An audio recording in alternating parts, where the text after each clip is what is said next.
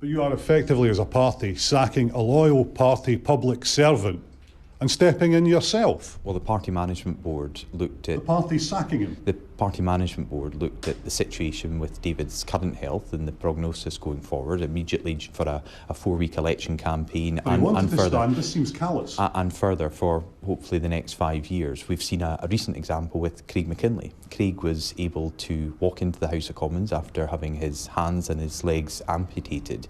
But even Craig said that there was a situation where he didn't feel he could go through the rigours of an intensive general election campaign and then attend Westminster for 5 years as an MP. But David Duguid wanted to be the candidate. You've sacked him on his sickbed. The Scottish Conservative Management Board looked at all of the situation here. They discussed it with David and his family and felt he could no longer be the candidate for that area. When the vacancy arose, that's when I got involved. Hello there, good afternoon. Douglas Ross has announced he's stepping down as leader of the Scottish Conservatives. He'll carry on in the role until after the general election. He'll also resign as an MSP if he is re-elected to Westminster. I'm joined now by our political correspondent David Wallace-Lockhart. Tell us then, what is behind this, David? So, Hope, last week the Scottish Conservatives dropped their candidate in the winnable seat of Aberdeenshire North and Moray East. That was David Duguid. He was dropped against his will on health grounds. Douglas Ross then decided to step in himself as the candidate, and some MSPs in his own side didn't like the optics of that. But what went down really badly with Scottish Conservative MSPs here at Holyrood was the fact that Douglas Ross wanted to stay on as both an MP and an MSP, something he promised he wouldn't do. There was a backlash to all of that, and now Douglas Ross has said he realises this is not feasible and he's going to step down as Scottish Tory leader after the general election, and he'll resign from Holyrood if he's elected to Westminster. Also in the mix here was a newspaper report at the weekend by the Sunday Mail raising questions about Douglas Ross's expenses, though he says they've all been overseen by the independent parliamentary body that deals with this. When it comes to this resignation, this was a misjudgment from Douglas Ross. He didn't realise how badly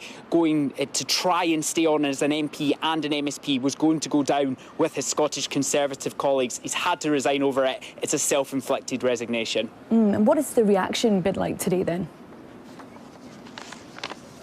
Well, the SNP are calling on Douglas Ross to resign as an MSP. Scottish Labour say the Conservatives are out of ideas. The Scottish Greens have actually said that Douglas Ross is the worst leader the Scottish Tories have had in their history. And the Lib Dems say that Scottish Tory election campaign is in total disarray.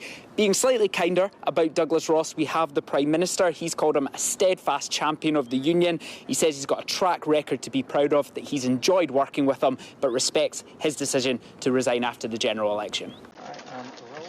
Lovely. Douglas Ross, you've left your party without a future leader in the middle of an election campaign. This is all a bit of a shambles, isn't it? You've blown the entire Scottish Tory campaign.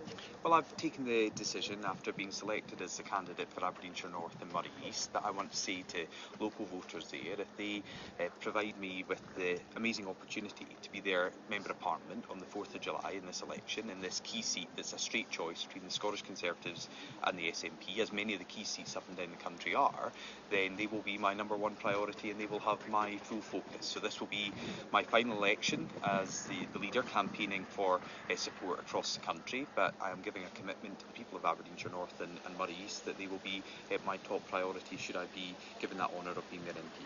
Only last week, and you've previously said in fact, that you weren't going to stand as a Westminster MP to focus on your Holyrood constituents until last week you saw that juicy seat coming up and thought you had a chance at winning it, and now you've changed your plans. Is this all about whatever best serves your political ambition? That I'm standing down as leader would necessarily come to that conclusion.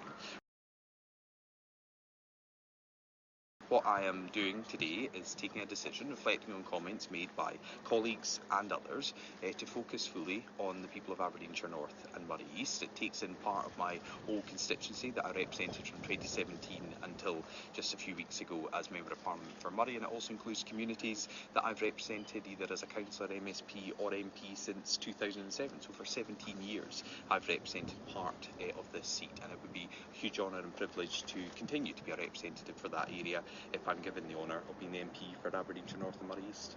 How much has guilt and perhaps shame played into this, given what happened with David Duguid's seat and him not being unwell but willing to stand?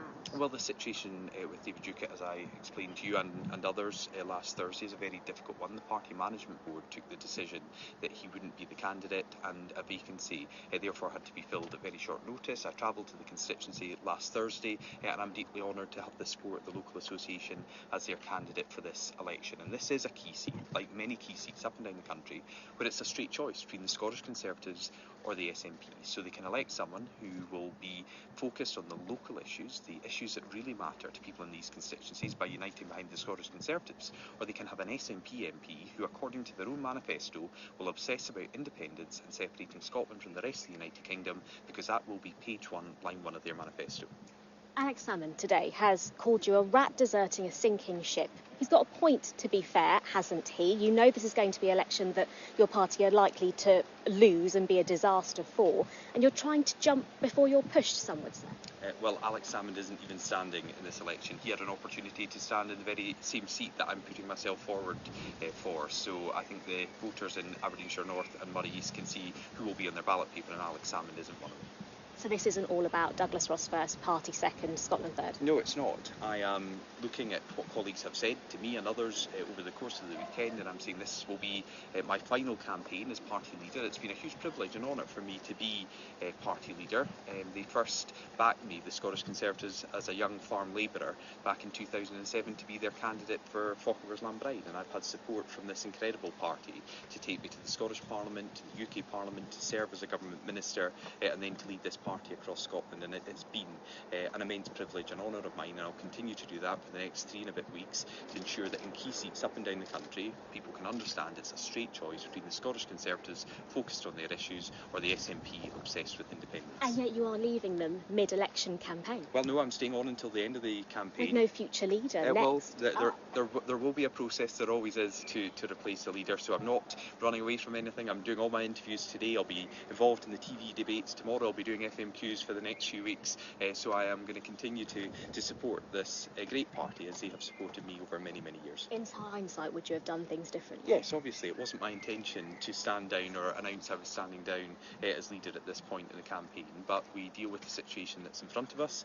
and I am making this announcement today. I'm making it clear that I'll continue to lead the party through this campaign to the general election, where I hope people can unite behind the Scottish Conservatives to beat the SNP, end their obsession with independence, and get the focus onto the issues that really matter to people. And when I'm speaking to people in Aberdeenshire North and Moray East, or in key seats up and down the country, that's about improving the educational standards in our country. It's about reducing NHS waiting lists. It's about creating good jobs, growing our economy, getting a justice system that's on the side of the victims rather than the criminals. Those are all of the things I'll be championing as leader in the key seats up and down the country and in Aberdeenshire North and Moray East, where I'm the candidate. And just finally, just on the expenses allegations that have been in the papers over the weekend, are there any truth in that? Did you use parliamentary expenses to go to and from your refereeing? No, I made a comment to those stories. I've never claimed expenses for anything other than my parliamentary duties and travelling to and from Westminster. They are accepted and agreed by IPSA, but if the independent body wants to scrutinise that again, I'm very comfortable with them doing so. Mr. Ross, thank you so much. Thank you. Thanks for your time.